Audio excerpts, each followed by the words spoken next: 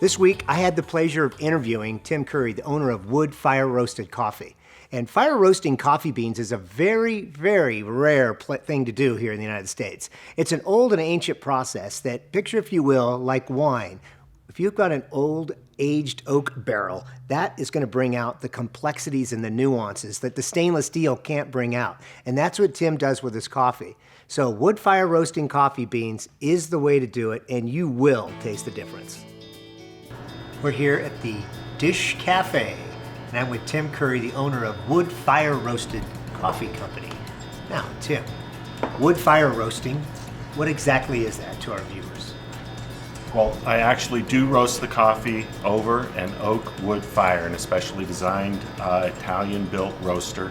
It is a small batch roaster, and roasting up to 35 pounds in a batch in this roaster. 35 pounds. Okay, Yeah. well I guess it's small in the coffee world. Yeah. And I'm sure that you're very picky about your beans. Where do you get your beans, and from what countries do you go to? I get coffees from all around the world. All the major coffee growing regions are represented in my product line. I've got coffees from South America, Central America, Africa, Indonesia, and India.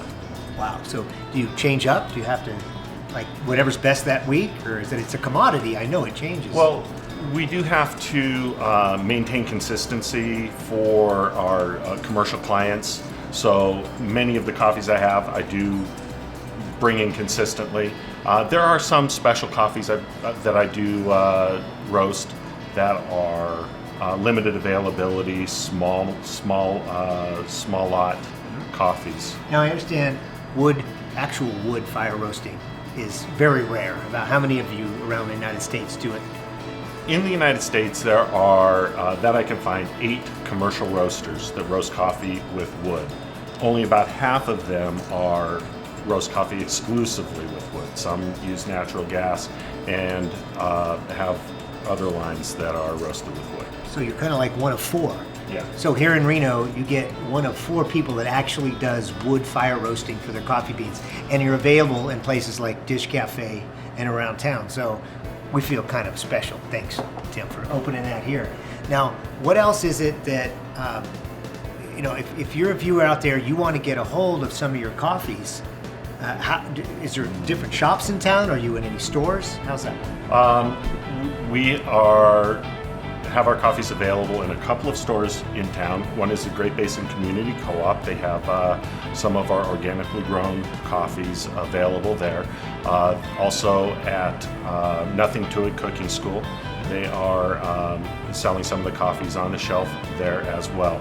Mostly people come to see me directly, right at my roasting facility. That's where the coffee is at its peak freshness. People come into the shop quite frequently, point at the cooling tray, the coffee is just out of the roaster, and say, that's the one I want.